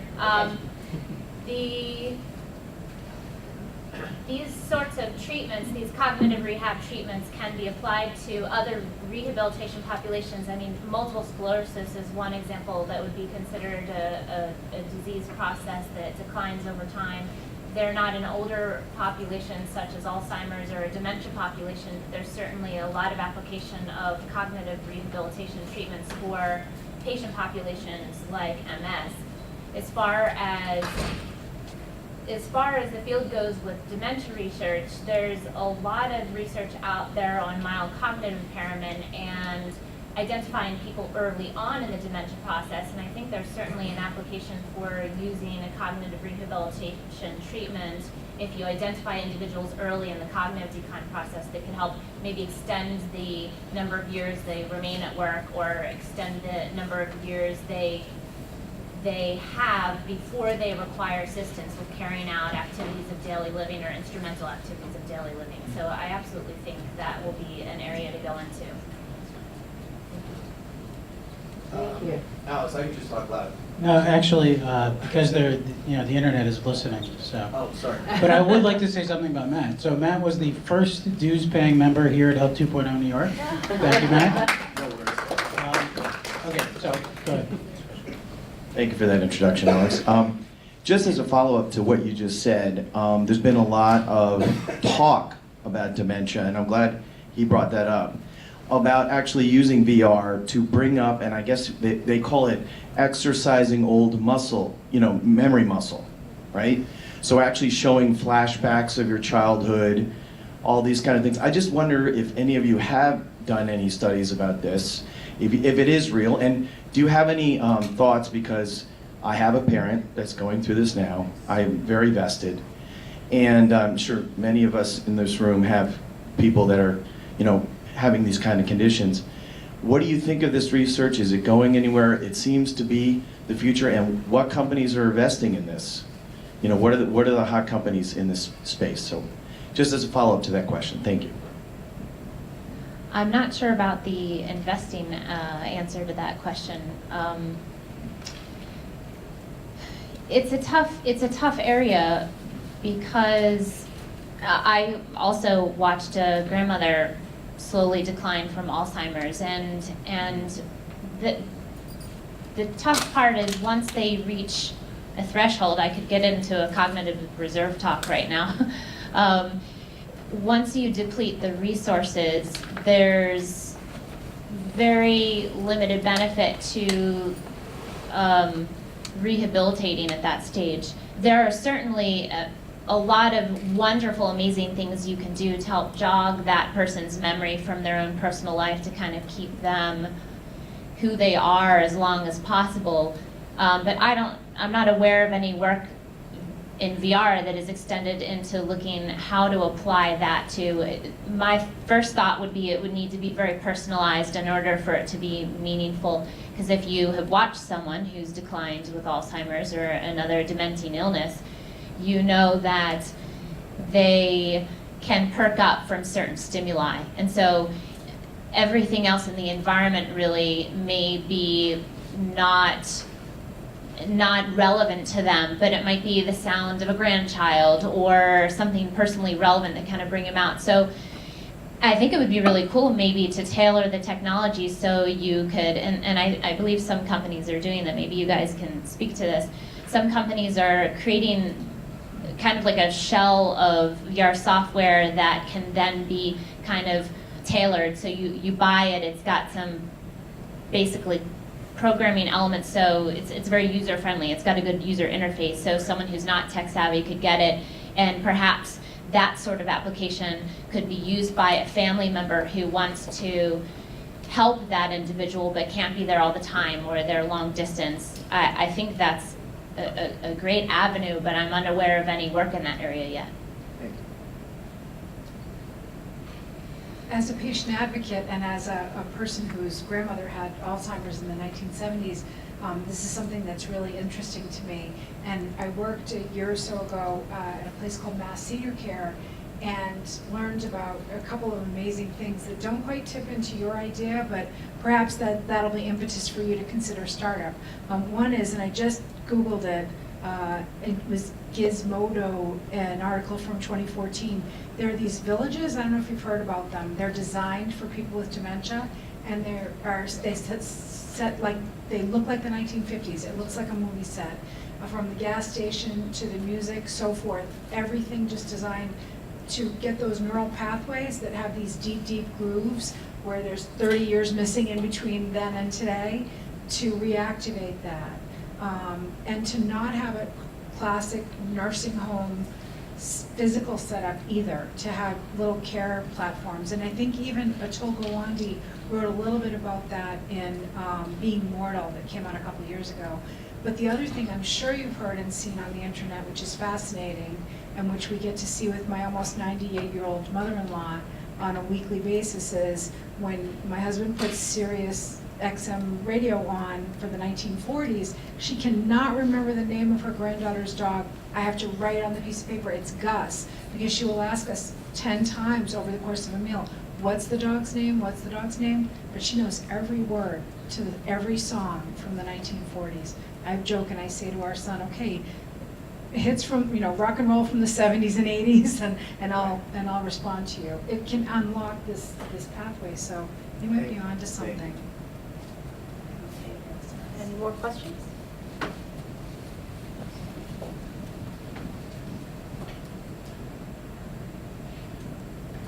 You guys have a lot compared to VR technology to mobile phones and looking at the numbers, but you also mentioned the word toaster. And I'm wondering that, the adoption rate of cell phones cannot be applied to that, because a cell phone can be taken anywhere, whereas someone cannot necessarily wear something around their face all the time. How do you keep innovating enough until you eliminate the device so that it can be used anywhere, as opposed to getting stuck being a toaster? Because yes, toasters are in every home, but no one is having a discussion tonight in a big room like this talking about the future of the toaster. You don't know that. You have something against toasters. My wife's allergic to wheat, so yes.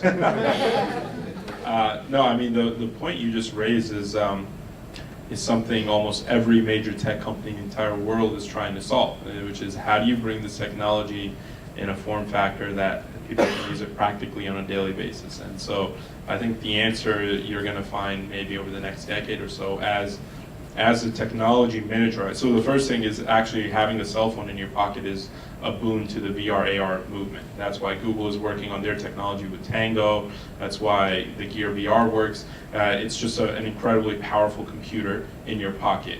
And so now if you want a VR or an AR experience in the middle of some random avenue, you could imagine a future where all you have is glasses probably the size of what you're wearing right now, that can just literally communicate wirelessly through a connection with that powerful computer, and all that processing is done on that computer within someone's pocket, and just the visual information is ported, audio-visual information is ported directly to someone's glasses. Would they use it every day or all the time? Are we going to be living in a world where everyone is wearing these sort of glasses in 10 years? No one knows, but if they add a sense of a practical use, the way the cell phone brought to people, you're going to see people adopting. Like 10 years ago, no one could think that now you enter a New York City subway, everyone is staring down at their cell phone. And sometimes I look around, I'm like, what's become of this world? But it's because people find meaning in that use of that device. And so you could see something similar happening with AR and VR as well, if the technology becomes more comfortable. Yeah, I think from my view, the excitement comes from the content and the style by which it's being built. So in a lot of meetings that we partake in with some of the big tech companies, the notion of 360 first is really a topic for discussion. So thinking about it as content creators, that's really what I believe the immersive multimedia movement is all about, is conditioning other content creators across digital or film to orient what it is that they're crafting from a storyline and storyboard perspective to be delivered as 360. So produce it that way first. As a marketer, I do believe that the goggle is the optimal solution for delivering it in a way that's most meaningful and relevant. But if you build it 360 first, now also then with the advent of the 360 video players like YouTube and Vimeo, etc., that same content, so long as it's been built as 360 first, it can be used across devices. So you're not limited even now to just the goggle. Again, I would argue it's better in the goggle, but if I wanted to open it up on my phone, which is the great equalizer, it becomes the magic window into that world. Or I can use my finger to look around it. So that's what I see, that's what we're a part of, is advocating for that. Whether it's gonna live on a movie screen, a TV screen, a cell phone screen, or in a goggle, so long as it's being built to enable 360 and enable that really immersive media storytelling, that's the movement at the moment. That's where the future's going. So you're not limited to the device. We have another question? Hey all, Will Treichler.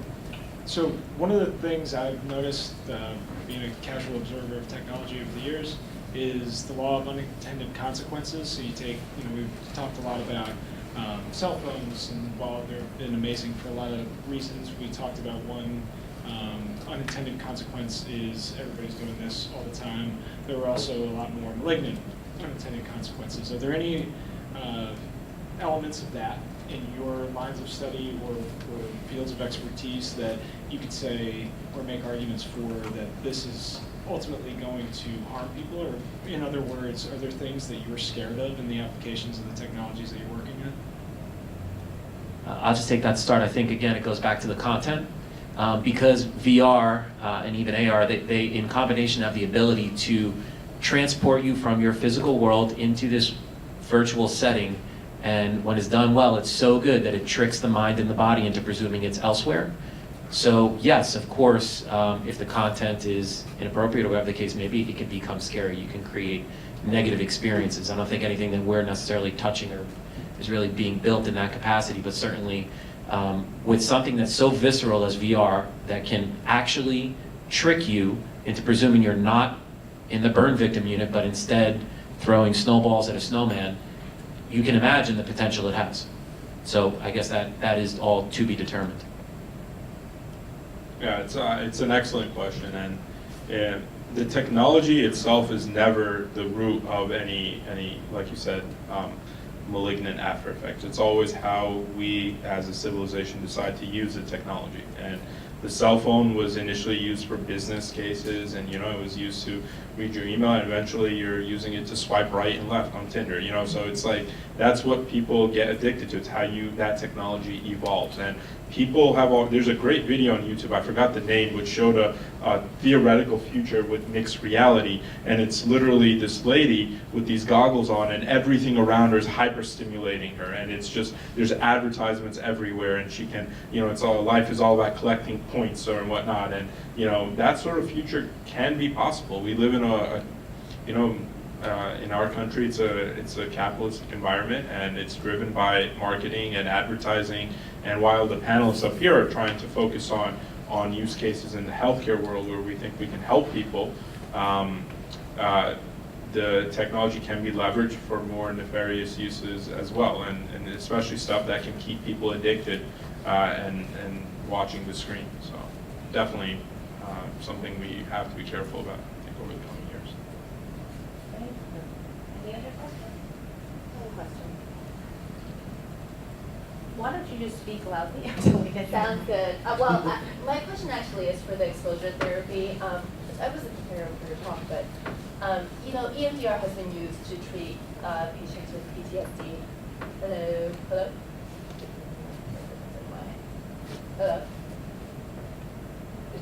Hello? Oh, there we go. I was asking about exposure therapy. So EMDR, which is eye movement desensitization and reprocessing, has been used to treat patients with PTSD or other traumatic events. So has there ever been any studies looking at how EMDR works and see if it could integrate it to VR? Because you can imagine that there's similar kind of sensory input, right? And whether there's been any more studies kind of discerning why EMDR works for patients with PTSD or, trauma victims. So without getting too far inside baseball, just for the sake of the rest of the audience, there have been studies showing that EMDR, which is another type of therapy, is effective and seems to be effective basically at a neural level on the same mechanisms that exposure therapy works on. In fact, some people teasing those things apart in EMDR seems very difficult. So it seems like EMDR is one avenue to do exposure therapy essentially without doing all of the same thing. So have people looked at doing EMDR with VR, or is that possible? It should be possible. I mean, EMDR is also, for the audience, is one of the earlier technology-based psychological interventions. So there are pieces of technology that help you do these kinds of works. And it should be possible that you could be in a virtual environment where the types of movements that are done as EMDRs are feasible. That would make sense to me. Any other questions? I think we're good. Okay, great. Well, thank you all for this amazing presentation.